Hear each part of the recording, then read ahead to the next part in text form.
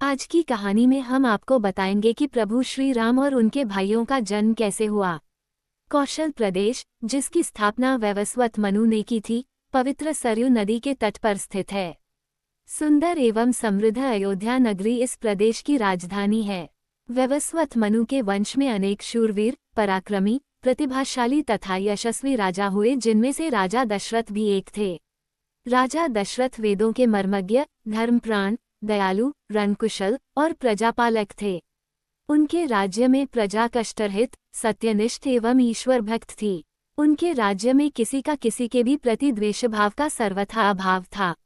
एक दिन दर्पण में अपने कृष्णवर्ण केशों के मध्य एक श्वेत रंग के केश को देखकर महाराज दशरथ विचार करने लगे कि अब मेरे यौवन के दिनों का अंत निकट है और अब तक मैं निसंतान हूँ।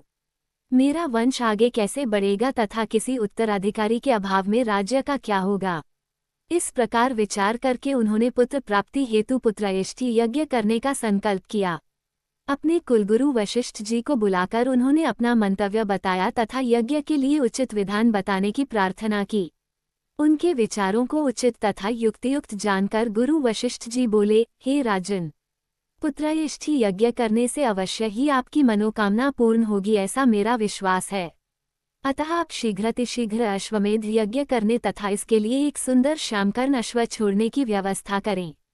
गुरु वशिष्ठ की मंत्रणा के अनुसार शीघ्र ही महाराज दशरथ ने सरयू नदी के उत्तरी तट पर सुसज्जित एवं अत्यंत मनोरम यज्ञशाला का निर्माण करवाया तथा मंत्रियों और सेवकों को सारी व्यवस्था करने की आज्ञा देकर महाराज दशरथ ने रनिवास में जाकर अपनी तीनों रानियों कौशल्या, कैकेयी और सुमित्रा को ये शुभ समाचार सुनाया।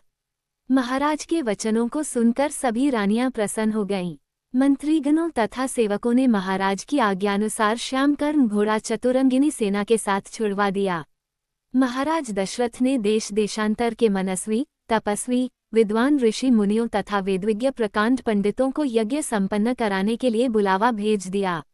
निश्चित समय आने पर समस्त अभ्यागतों के साथ महाराज दशरथ अपने गुरु वशिष्ठ जी तथा अपने परम मित्र अंग देश के अधिपति लोकपाद के जामाता ऋग ऋषि को लेकर यज्ञ मंडप में पधारे। इस प्रकार महान यज्ञ का विधिवत शुभारंभ किया गया।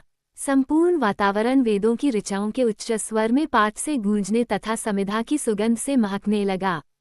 समस्त पंडितों, ब्राह्मणों, ऋषियों आदि को यथोचित धन धान्य, गौ आदि भेज करके सादर विदा करने के साथ यज्ञ की समाप्ति हुई। राजा दशरथ ने यज्ञ के प्रसाद चरा को अपने महल में ले जाकर अपनी तीनों रानियों में वितरित कर दिया। प्रसाद ग्रहण करने के परिणाम स्वरूप परमपिता परमात्मा की कृपा से तीनों रानियों ने गर्भधारण किया।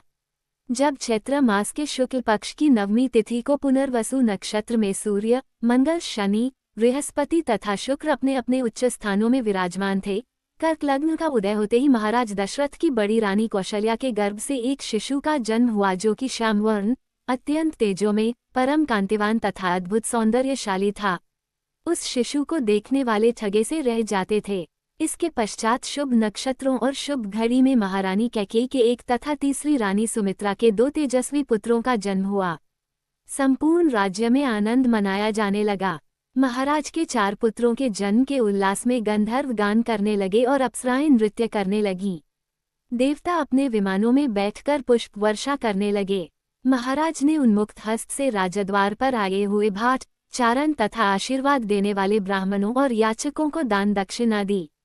पुरस्कार में प्रजाजनों को धन धान्य तथा दरबारियों को रत्न, आभूषण तथा उपाधियां प्रदान किया गया। 4 पुत्रों का नामकरण संस्कार महर्षि वशिष्ठ के द्वारा कराया गया तथा उनके नाम रामचंद्र, भरत, लक्ष्मण और शत्रुघ्न रखे गए। आयु बढ़ने के साथ ही साथ रामचंद्र गुणों में भी अपने भाइयों से आगे बढ़ने तथा प्रजा में अत्यंत लोकप्रिय होने लगे। उनमें अत्यंत विलक्षण प्रतिभा थी, जिसके परिणाम स्वरूप अल्पकाल में ही वे समस्त विषयों में पारंगत हो गए।